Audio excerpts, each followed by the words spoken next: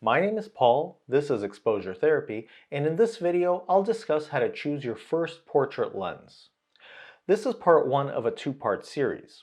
What is a photographic portrait? In photography, a portrait is loosely defined as a representation of a person whose face and expression form an integral part of the image. While the predominant subjects of portraits are people, they may also feature animals, such as pets. Personally, I've taken many portraits of my pets. Many beginner photographers incorrectly assume that portraits are limited to scales that depict a person from just above their head to their chest or shoulders. Although the visual scale of a portrait is loosely defined, we can set several basic limits. For example, although the eyes are important for facial identity and expression, they occupy a relatively small part of the face, and therefore an extreme close-up of one eye is not a portrait.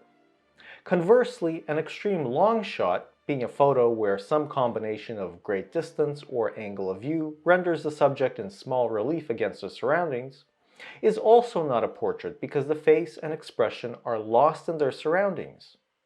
Any scale of representation that lies between extreme close-ups and extreme long shots can be a portrait and lend creative flexibility to your expression. We can capture a portrait with any photographic lens. However, this doesn't mean every lens is a portrait lens. Traditionally, portrait lenses have several properties that make them more suitable for that role than other lenses. One of these properties is a relatively fast, that is large, maximum aperture.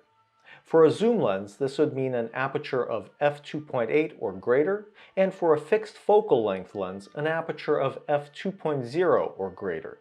And keep in mind, lower f numbers represent larger apertures. The aperture serves two purposes.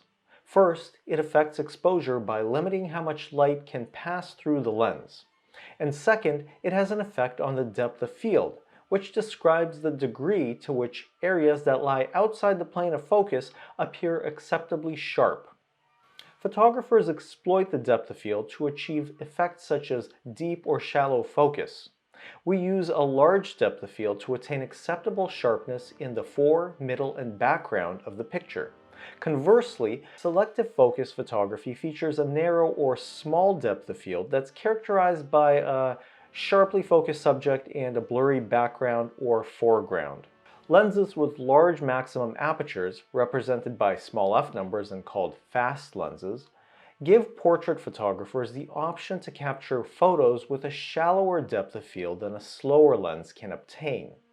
A shallow depth of field is often used by portrait photographers because it creates a striking visual separation between the subject and their surroundings. It's especially useful in candid situations.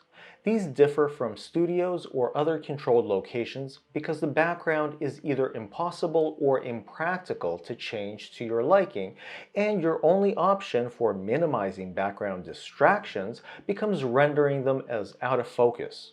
Another desirable property of portrait lenses is high image quality. This is a fairly complex subject that warrants several dedicated videos, but I'll briefly touch upon the two important components for portraiture: good sharpness and pleasing bokeh.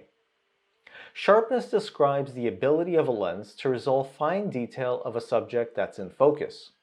In practice, it's characterized by the fine details and edges in the scene being rendered as fine details and edges in the photograph.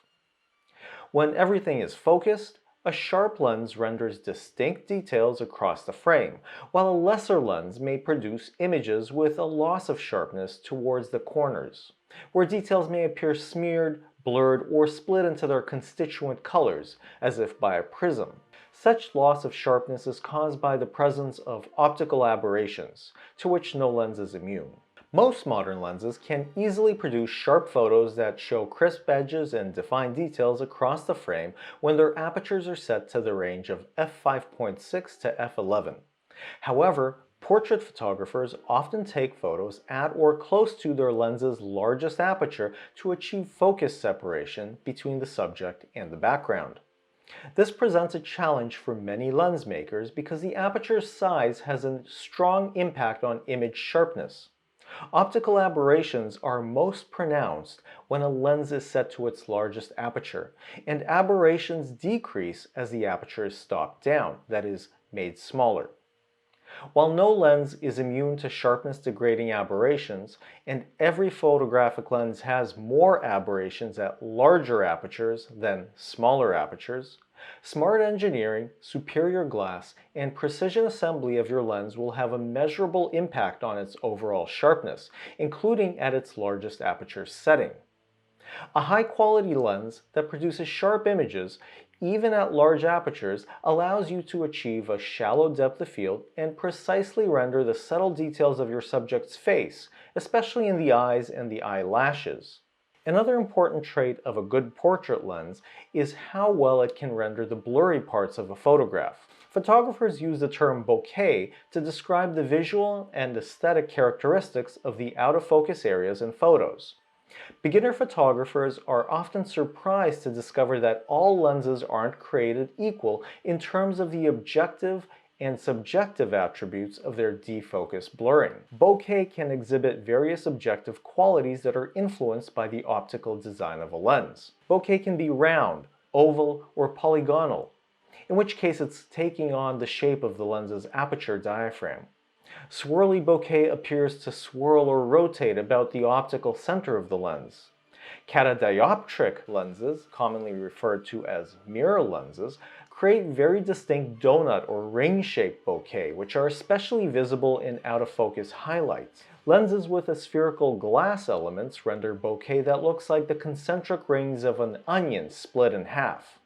Bokeh can also feature various subjective qualities that photographers often describe using words such as smooth and creamy when describing pleasing qualities, or nervous and busy to describe undesirable qualities.